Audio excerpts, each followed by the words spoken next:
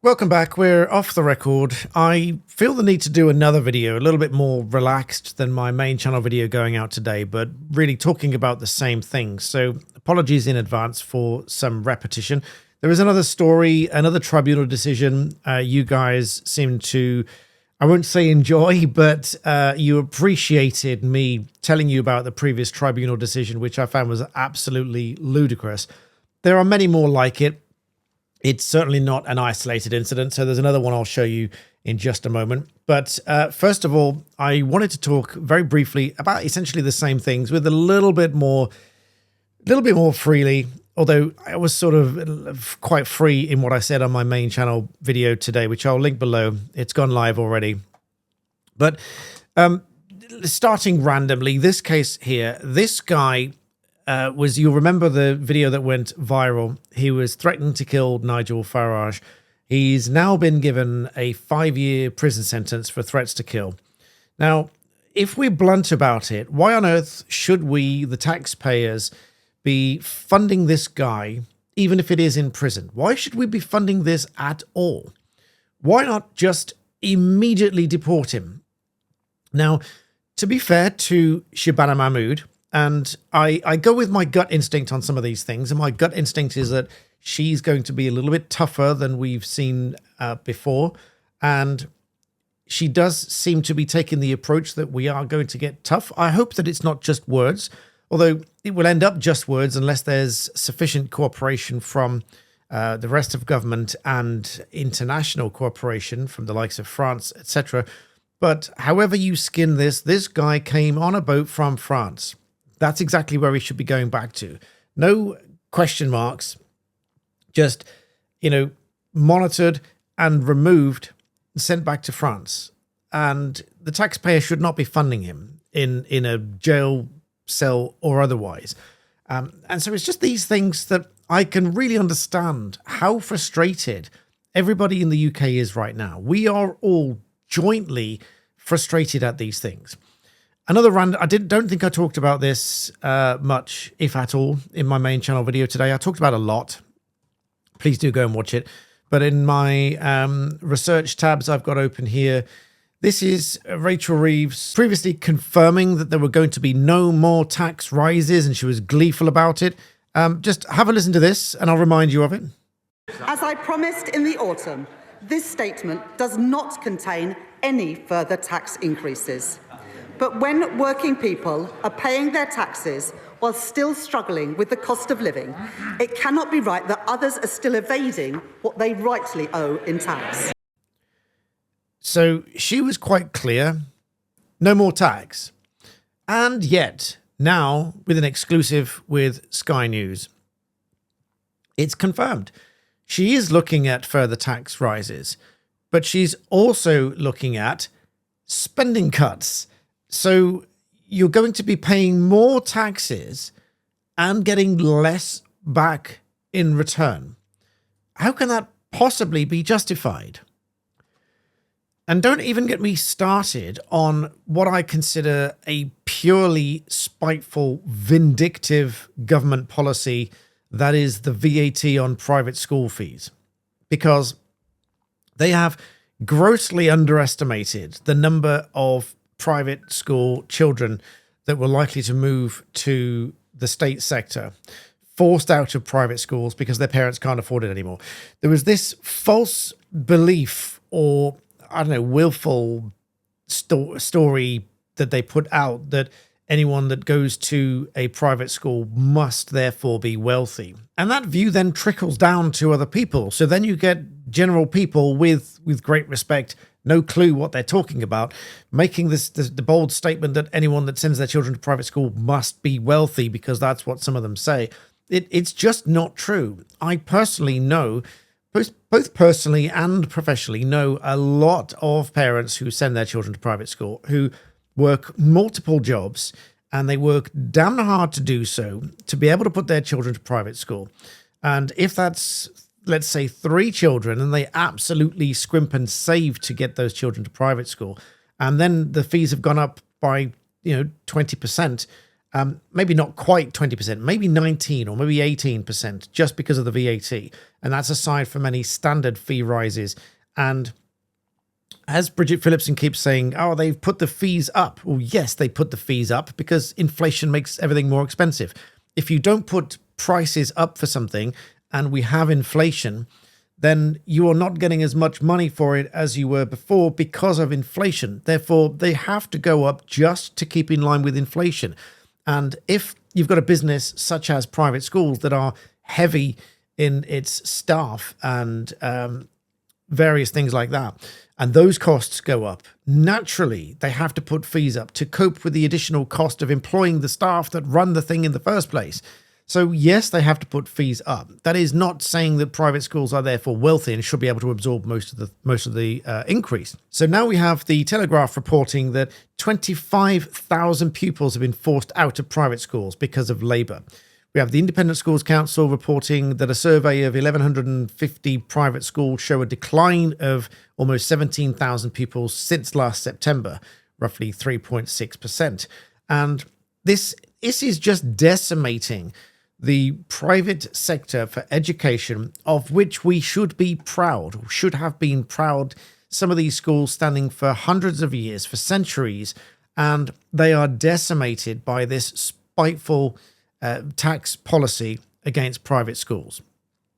I think it's utterly grotesque that we are now one of the only nations that applies any kind of tax on education. It is just, frankly, sickening. And so now, as I mentioned, another one of these tribunal decisions. These are all freely available, publicly available online. You can go and read them all. And this one would probably rank a 6 or a 7 on the outrage scale out of 10. Decisions and reasons document here. Now, this guy, he was an Albanian national who entered the UK illegally as an unaccompanied minor. So he was a child who arrived here illegally. 2 days later, made an asylum claim on the basis of political persecution. He stated, falsely, that he'd been born in the former Yugoslavia in 1986. It also appears that he used a false name. His asylum claim was refused.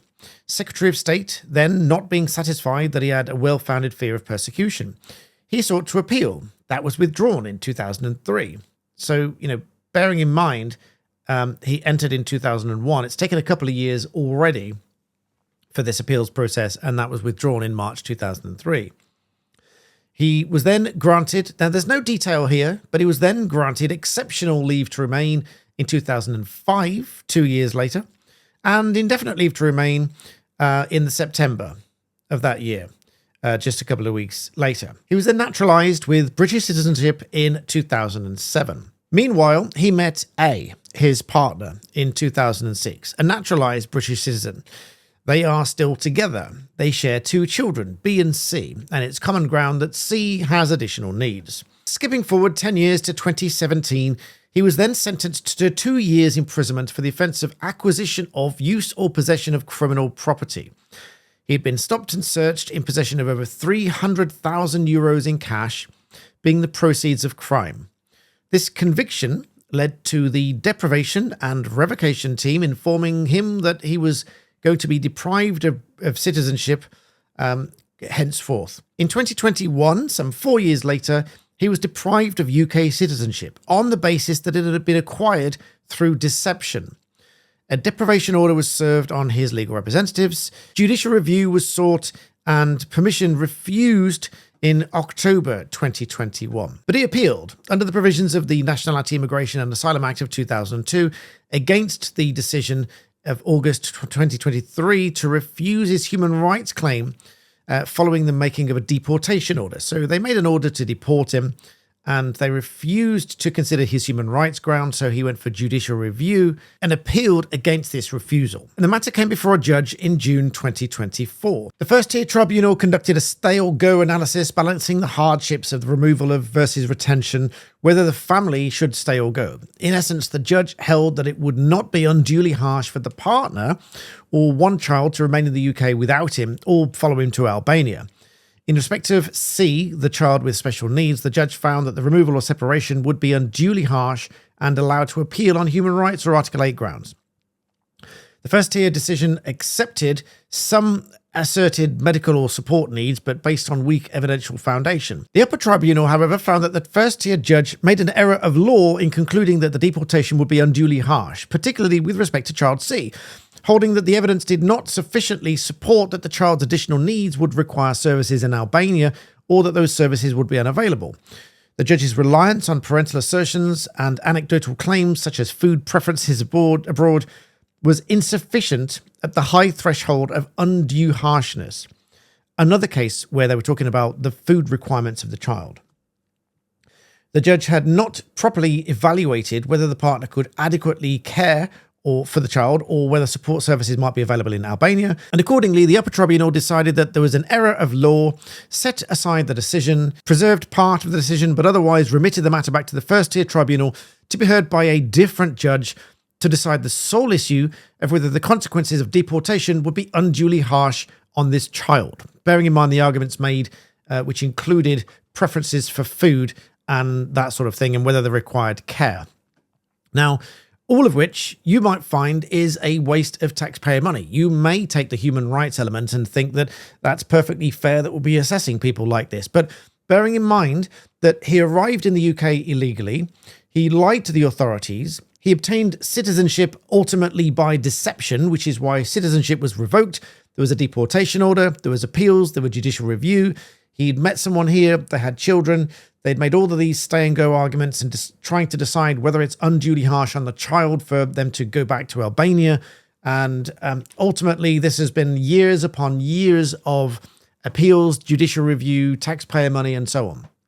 Now, again, you might agree or disagree that it's right that these things are dealt with in this way, that they are thoroughly investigated. But what I would suggest is that this is just not sustainable and this is a case where someone, albeit he was a child at the time, but he arrived illegally, he lied to the authorities about the alleged persecution and his name, and ultimately obtained citizenship by deception.